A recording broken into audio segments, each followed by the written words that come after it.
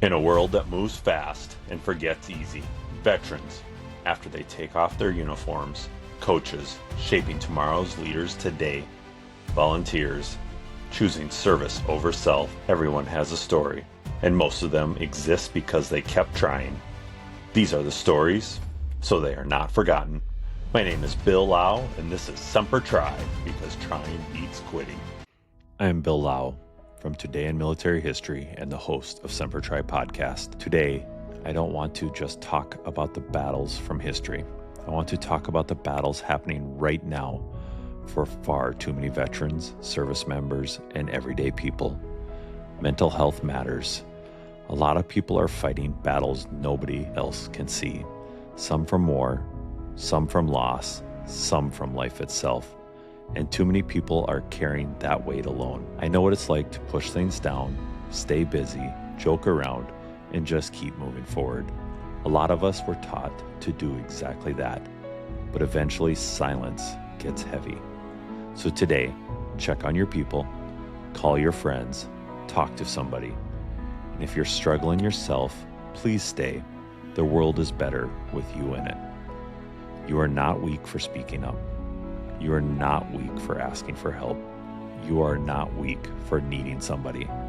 If you need help, call or text 988, the National Suicide and Crisis Lifeline. There are people ready to listen, people who care, people who want you here tomorrow. Welcome to Semper Try podcast. Not 100% sure what episode this will be yet, Julie. So I'm here with Julie Becker, Navy veteran, business owner. So small business owner. So we'll just start out with that, Julie. Small business owner. What business do you own? I own Better Days Acupuncture.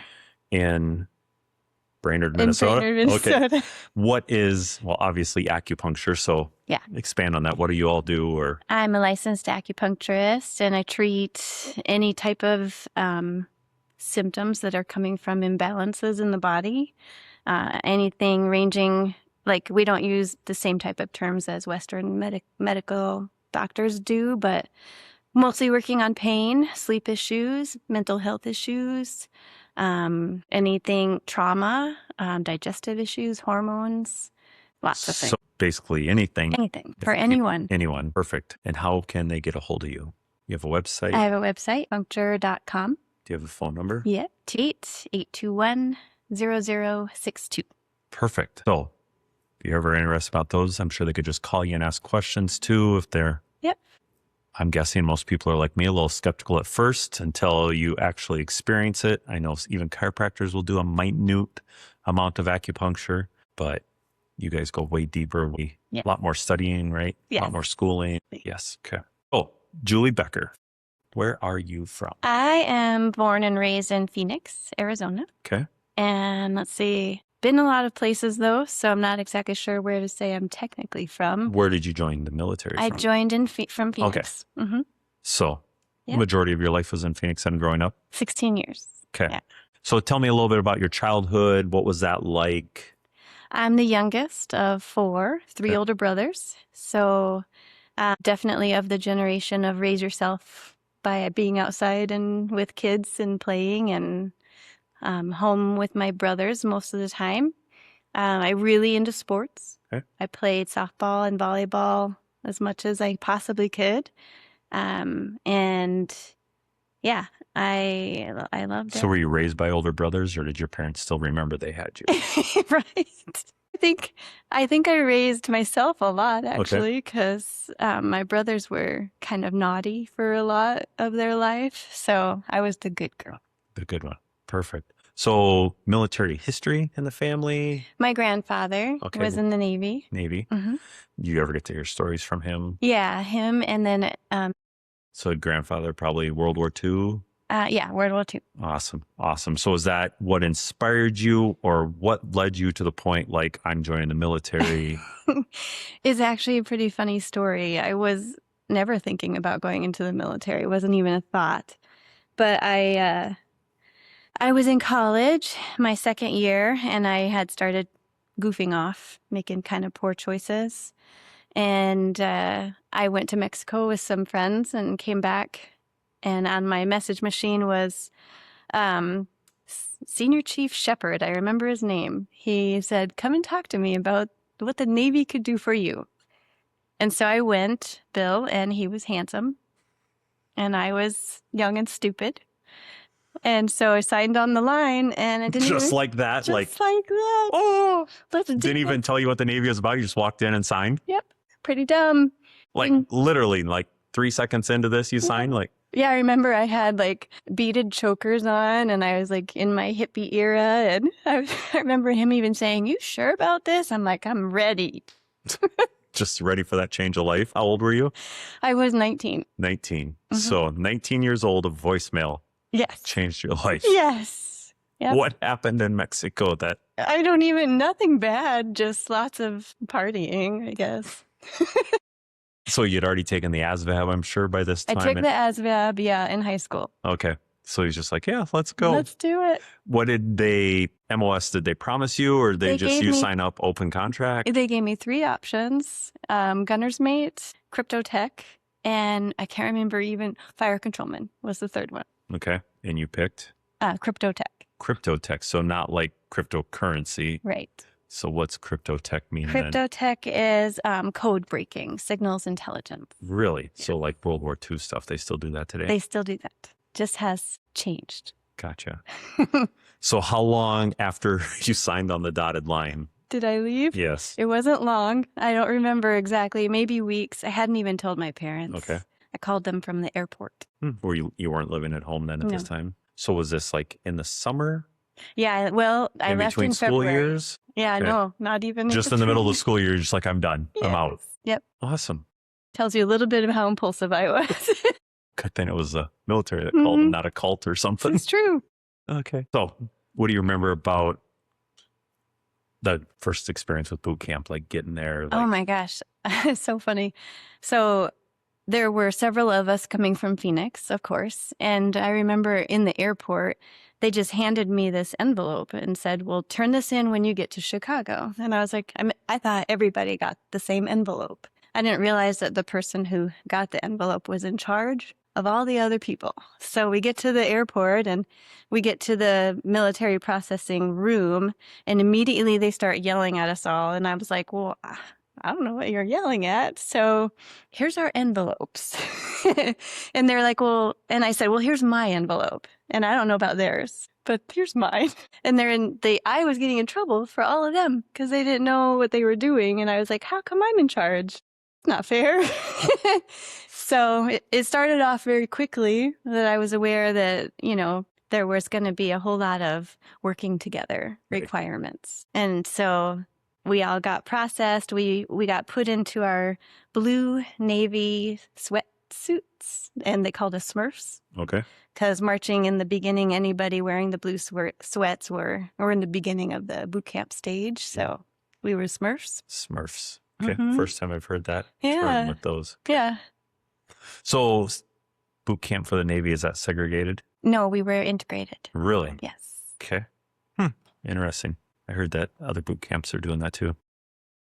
Boot camp experience, everything went okay. It went Nothing really steps good. out. It was just the only hard part for me was sleep deprivation. I remember even being able to fall asleep walking because I was so tired.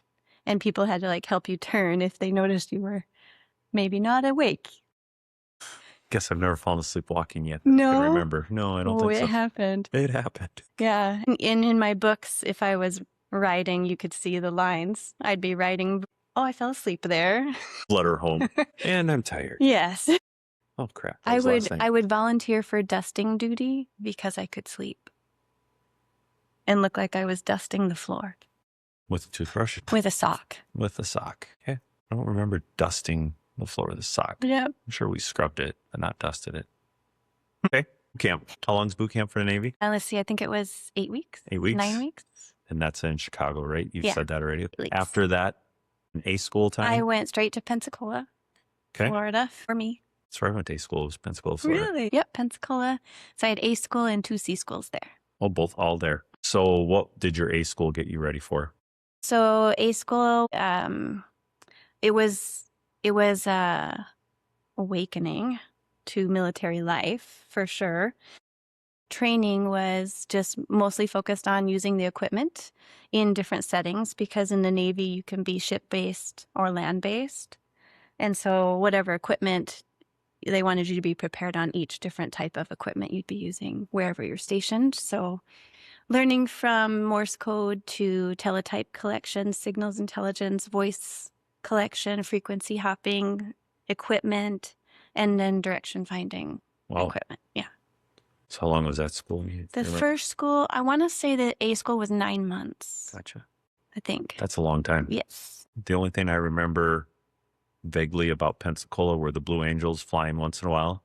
And it was the first time I'd ever been introduced to Sonic. Sonic, okay, yeah. And I had a car, and obviously it was Navy and Marines going to the same schools there because I was aviation. But I remember every Sunday, there'd be about 5 of us would get in my car and we'd go to Sonic to get cherry vanilla Dr. Peppers. Oh, man.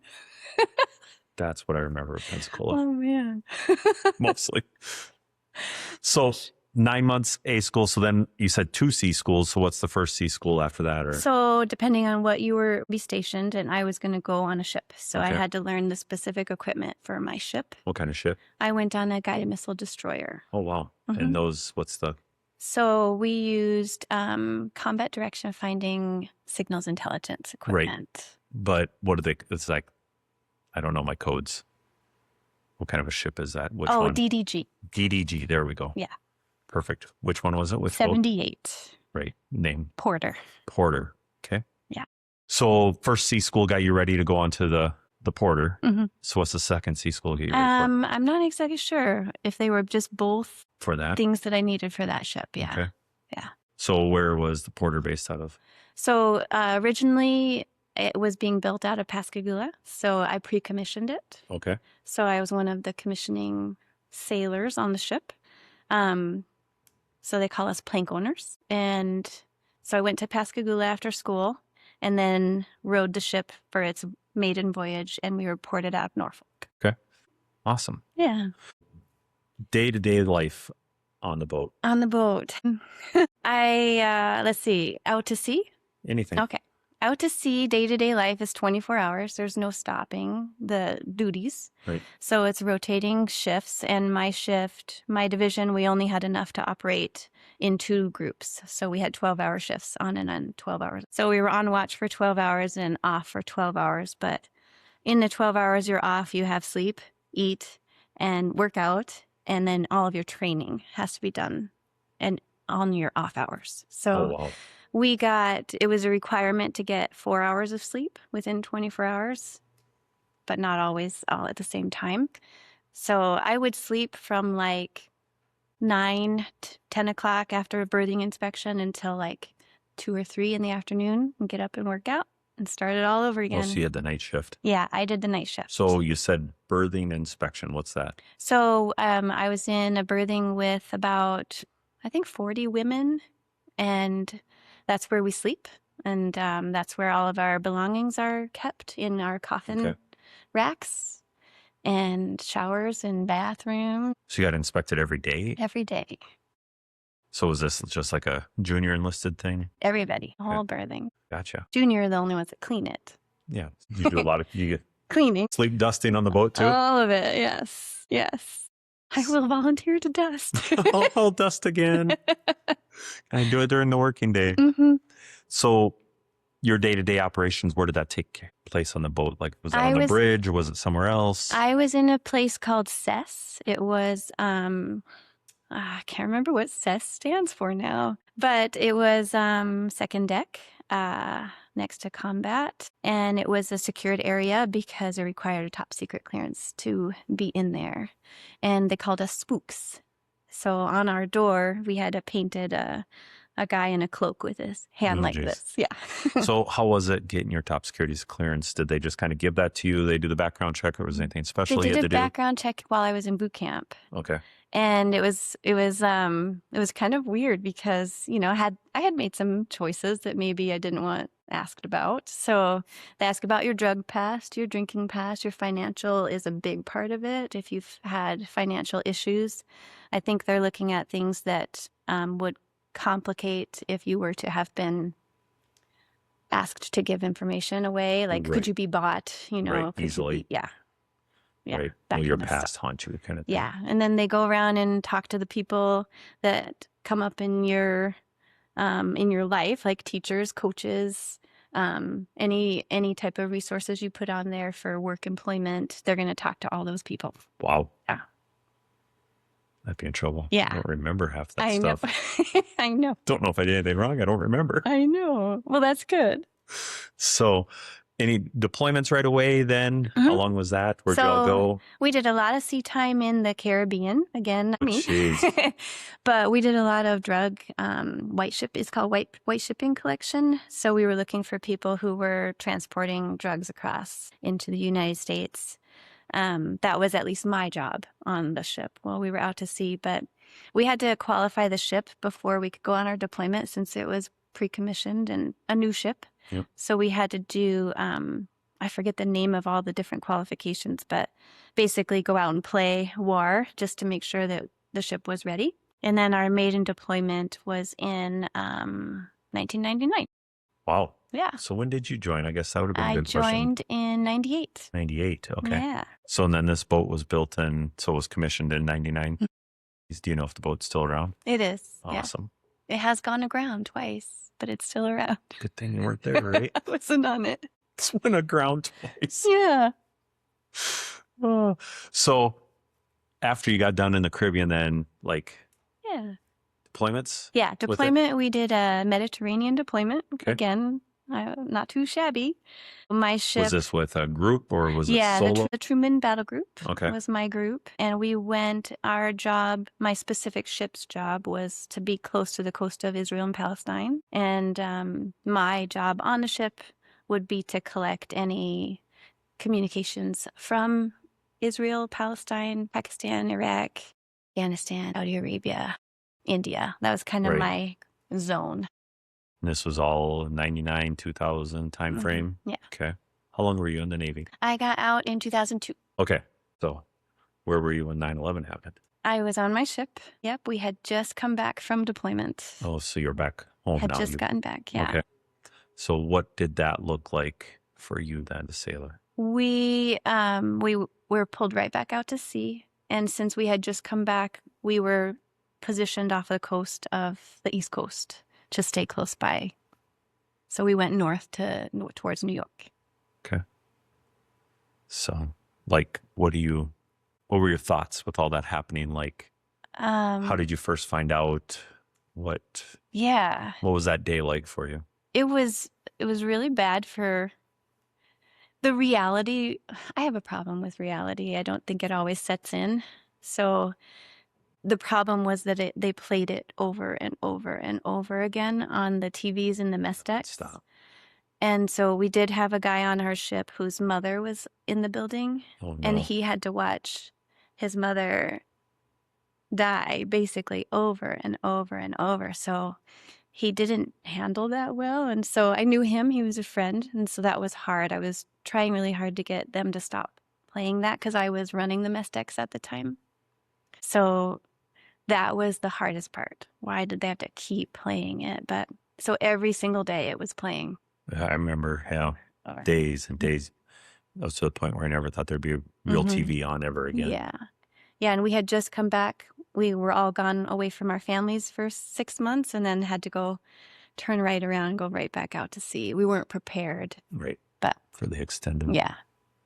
So another story you had told me one time or whatever was the USS Cole. Yes. That was the hard one. Can you tell me that story? That was The reason it's hard is because my ex-husband was in that battle group. We weren't married yet at the time, but my ship was I was collecting that intelligence. And so we had linguists on board that were supposed to handle anything that was language related so that we could get it in real time. But our linguist had just left, so our Arabic linguist was gone, and I collected language. And I didn't know what they were saying, but we had keywords that we were supposed to listen for, and they were there. So I immediately ran down to get my chief, and, being a woman, entering a man's berthing, you're supposed to shout, "Woman on deck." But it was in the middle of the night, and I knew the berthing really well because I had worked in the chief's mess. So I went right to his rack, and I didn't say anything, and I was like, "I need you. Get up." And he was up and in there and really quick, and we got the location for the signal that I had picked up and sent it off as quickly as we could.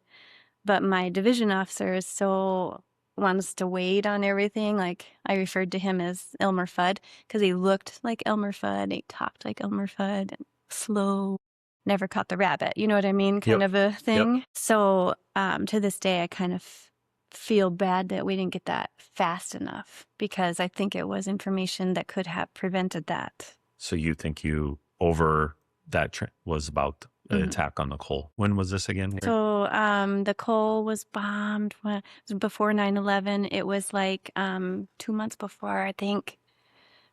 They were in Port Yemen. Right. Yeah. I don't remember the date off the So top. you say you were on the boat at this time? Were these Americans or were they? The signal was coming from... No, the people working that were supposed to translate this for you. Oh, yeah, they were military. Okay. So it's just they were off of their 12 hours. Yeah. I was like, you think you could have got them to get it translated sooner? They weren't on our ship anymore. Oh, They had gone to another ship, yeah. gotcha. Okay. And yeah, wow. Yes. Yeah. Not good. And so you think that it could have been a person didn't relay the information quick enough, Yeah. or or if somebody else would have been on duty and could have translated quicker. But other ships had to be listening to this stuff too, didn't they? We took turns on different frequencies. Yeah. Gotcha. Mhm. So And we had different targets. Yeah. So that was my target. target was, and you were in the Mediterranean at this time, and this happened in Yemen. Yeah. So, okay. Gotcha. And for perspective of us that don't, you're in the Mediterranean, how far is Yemen away from where was the Cole? Because Cole wasn't part of your battle group, it was part of a different battle group. Where were they kind of? So we weren't in the Med yet. We were just doing a sea duty trial before our cruise because the battle group that we relieved were over there at the time. And that was my ex-husband's battle group. Gotcha. Yemen is it's right by Saudi Arabia. Right. Um, So you were closer to the United States, and you, yeah, wow, picked it up. crazy. Yeah. Is that the only important thing you feel like you ever came across in your time? I came across quite a bit, actually. I wouldn't always know exactly what they were saying or what was being sent in the message. Sometimes it would be teletype, so there's no words, but you can break the code using the equipment. And so I just didn't do that because it takes so much time that I would just send, and other people would be breaking it. Okay. I did the white shipping was important. Lots of drugs were confiscated. That way, I wasn't a part of the boarding to go on other ships and do that, but I was just a part of signaling which ships that we had to board. Nice. Yeah. Nice. So how long were you in the Navy? So 4 years active duty, Okay. 4 years reserves. In active reserves, right? Yeah. So where did you finish up? Where did you get out of the Navy at? I got out. What do you mean where? Like what city? Well, I got out in Norfolk. Okay. Did Yep. you stick around there? Did you go back home to I Phoenix? stayed there for a little while because I was waiting to get married. Oh boy. And he was still in the Navy at the time. So I stayed to wait for that and came back to Minnesota to get married. Yeah. And I did active reserves here in Minnesota. Nice. And that would have been in what, 02 you said? Yeah, 03, 04. And then went to, active. So what did you ever, then you went back to college, finished college. What did military prepare you for? Do you think it made you that better person, that you calmed down and weren't that person going to Mexico making bad decisions? Well, remember that, impulsive girl? She definitely got some discipline and learned how to, prepare myself for better decision making, slow it down a little bit and take in the scenery, really take in the picture a little bit more. I think It gave me a lot of honor to have served in the military. And my kids are really proud of me. They should be. Yeah. Everybody should be proud of. I mean, that's not very many people sign on the dotted line, Julie. So, so you are my second female veteran. The other one, she was active yet, but so there's plenty of you out there. And I mean, everything that happens, we appreciate everybody. So anything else interesting story-wise? Something's going to come to you after we get done here or whatever. There's going to be a story like, oh, I should have told that. Or Oh, what interesting. I got to ride in a helicopter. okay, That was kind of fun. off the boat. Yep. Nice. Picked us up on so a guided missile destroyer has a really small deck on the back for a helo landing. First time ever flying in a helicopter then? Yeah. Okay. Yeah. That was a lot of fun. Not scary. No, I wasn't scared. Okay. We got to jump off of the ship and do swim call in the middle of the ocean. That was always kind of fun.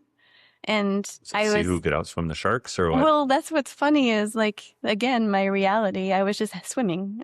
And then I noticed the rib boats were out with gunner's mates with guns pointing. And I'm like, why are they out here with guns? Like, oh, somebody said to get in case sharks come. I was like, yeah, you know Great. what? We are in the ocean. I'm getting attacked. They get to shoot me and the shark? So great. Didn't realize. But yeah. I think I've heard somebody say if we were on the sharks menu, we would know it. Yeah. Yeah. That was kind of fun. I think I was blessed to have been on a ship that was a lot more focused on having fun than being very militant, I guess is the right word to describe that. So one of my last interviews, a submariner, they had a halfway day. Do ships have that? Halfway day, we had, like, if you're underway, if you're out to sea for more than 30 days, you get 2 non-alcoholic beers Okay. A day? a day. I sold mine for like $100 each. Beer? Yeah, non-alcoholic beer. So like you're making $100 a day off your... Yeah, that's how bad people wanted those beers. We had what was called a Steel Beach picnic. So we would have the grills out on the aft deck, and they would be making burgers and hot dogs. And then we had set up a volleyball net with basically a volleyball on a tether line. Makes sense. And we would play volleyball. I'm sure they didn't like send in the helicopter after the volleyball, did I'm they? sure not. That would be bad. That could be a new sport. Right? Volleyball on a volleyball. tether. You don't need volleyball anymore. We got tetherball volleyball. It was people as you're definitely hitting it. interesting. Definitely interesting. Yep. Shooting qualifications were fun on the ship because I remember, they handed me a shotgun. I'd never fired a shotgun. And they said, I needed to qualify on it. And there's no targets out. And I was like, well, what am I supposed to shoot at? And they said, hit the water, Julie. And I was like, well, they said Becker, but that's all I have to do. Hit the water. Just not the boat. Just not the boat. Okay. Yep. And then they say if a pelican dies on your ship, it's bad luck. Okay. We had 2. Did you shoot them or they just... They fly into your ship. Oh. And then Because don't it's make it. just out there and they don't see it. Yeah, So like a bird flying into a window. pretty much. So luckily, hopefully you didn't have any bad luck then. I don't think so. We did pretty good. So you were with the Porter the whole time? Yeah. So Porter probably wasn't at sea the whole time. What was shore life like? Or was it like living on the boat, but it's just docked? Or It depended on your rank and if you were married. So E5 and above can live off of the ship. They get housing allowances. Or if you're married, you can live off of the ship. So I lived on the ship until I made E5. And then I got to have an apartment with a bunch of other friends. And yeah. So what's the process of, okay, you live on the ship, you do your 12 on, 12 off still, or is it? In port, we did, it was a regular work day. So like muster at 7 and you're done by 4, depending on your job, of course. And then we had duty days. So in port, we ran every 6 days. You were on the ship for 24 hours to operate duty. So the ship was always guarded all the time. So you work your 7 to 8, or 7 to 4. What's the process of, okay, now you go back to the berthing area, change. What's the process? Get off the boat. How long does that take? It's really easy. We have a brow that you honor with salutes. You request permission to go off of the ship. You have to request permission to come on the ship. So you salute the person on watch, you salute the flag, request permission to leave the ship, and then you're able to go. You can leave the ship and leave the base. You can go anywhere you want. And then when you come back, you have to come up the brow, salute the flag, salute the person on watch, and ask for permission to board. And then you come on in, and if it's your ship, they all know you, so you can go wherever you want. If it's not your ship, you have to be escorted. And Okay. yeah. So like you go visit other people on other. So did you have a car? I mean, what's that life like? Yeah, I did have a car. Well, my first vehicle that I had was really bad because it got stolen while we were out to sea. Really bad. What's wrong with the Navy people? Well, it just was everything worked out bad because I had a truck. And so if you have a truck, everybody wants to borrow it to move their stuff around when you're going out to sea. So I had somebody who needed to use it, and I said, make sure it gets back into long-term storage. And they didn't. They parked it right next to the fence because they didn't make it in time. So it was vulnerable, and it was a nice truck. Pretty much my whole paycheck was going to pay for this truck. So the whole time out to sea, everybody was joking with me that somebody stole my truck and they were operating prostitutes out of my truck. Everything was true. So maybe they were intelligent and Right? they'd overheard this. And I know. They're just trying to make light of it. Oh my gosh, it was so bad. The only chief that could go with me when they found my truck, because they wanted somebody to go with me to pick it up at the police station, was my boatswain's mate's chief. And if do you know much about boatswain's mates? Are the rough and rugged, the ones that you think of like sailors are boatswain's mates. Okay. And so this was the boatswain's mate chief, meaning he stayed as a boatswain's mate the whole time and he made it to chief. So you can imagine Popeye the Sailor Man type energy, very rugged. So we go to get my truck, and he happened to know the guy that stole it. It was a guy that he had worked with before. So it was very weird. So somebody from the Navy. Somebody from the Navy stole it. And then he was running a prostitute. Running a prostitute out of it. Mm-hmm. On base? I don't know, but it was so disgusting. I had to sit like on the edge. I didn't want to touch anything, and I just turned it in. It was so bad. Oh, jeez. So I didn't have a car for a little while after that. Okay. Which was fine because I needed to save money. So insurance it's yours. It's you yours. keep it. It's all done. Oh, boy. Yeah. That's a good one. Mm-hmm. Okay. Any other good stories? So my captain, I hope it doesn't get him in trouble. People don't look him up, but he We just won't say names. he almost always wore like a tropical shirt unbuttoned with a cigar and flip-flops out to sea. Just on a cruise? Mm-hmm. Nice. Yep. Yeah. Other good stories. I mean, I have lots of good stories, but Now it's time to tell them. People want to hear them. yeah. So there's this process called plastic waste processing. So when we're out to sea, everything that is dumpable into the ocean is processed and purged. So paper, food, these types of products can be processed out. Whereas like metal and plastic is melted and shredded, and glass, it's all squashed until we get to port, then we dump it. But it's an awful job. It's so disgusting. And there's this big, I don't know what to call it, but it's a huge machine, and all of the food gets dumped in here, and then it has to get sprayed down and purged out. And I don't like seafood. I never liked seafood. And it was seafood night, and it was my turn to do the processing. And so I'm up there, and it's the smell. Like you can just imagine that smell. Used food, seafood. And I was like, I gotta throw up. And the person in charge is like, well, what do you think it matters? Just do it right there. And so I'm processing and throwing up. Throwing up. It's so bad. Yeah. I don't wish that on anybody. Oh. And then you smell. You smell the whole time. You have to go on watch, and you stink. So bad. Sometimes I wondered if they did it to me on purpose. If it's seafood night, they send Becker. Make it fun. Don't let people know you don't like seafood, This is I true. guess. That's Lesson learned. Don't let them know your weaknesses. Yeah. Because that's how they pick on you. Yeah. They'll get you. Yes. And it's probably all in good humor, but Probably. not something you thought is good humor at the time. Right? Okay. Yeah. So how long you've Better Days Acupuncture? Mhm. How long you own this?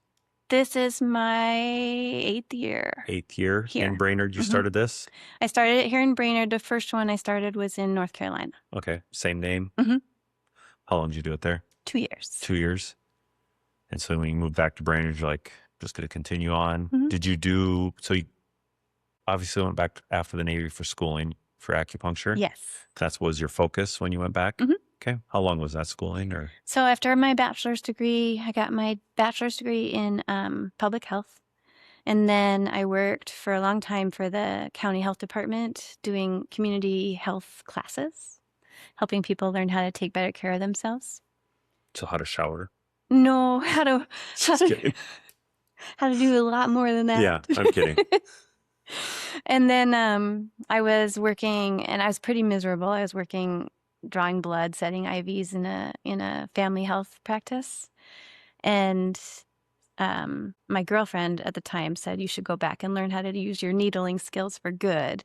Acupuncture school was 3.5 years while I was working on raising kids still. And yeah, I decided to go back to school. And so it's a master's degree. And I can finish my doctorate if I want to, but in Minnesota, I don't have to have a doctorate to practice. So then as soon as you got that 3.5 year schooling, you started your own business, or did you work for somebody else? Or Nope, both. I worked for a community acupuncture clinic just to get more experience while I was building my own practice. Okay. Yeah. Perfect. Mhm. This is your retirement plan? You Yeah. enjoying it? Yeah. Awesome. Mm-hmm. Perfect. Yeah. So yeah, once again, she'll listed all the symptoms earlier. Reach out to Julie. This was great. Good. I mean, I love interviewing veterans. I love learning more stuff about the military and other services and all that. Yay. And someone always tells me I'm supposed to say like and subscribe, Semper Try Okay. podcast, you know, Hit the thumbs up. thumbs up, whatever you got to do. So appreciate it, Julie. Thank you very much. Thank Appreciate you. having you on here. Thank you, Beth.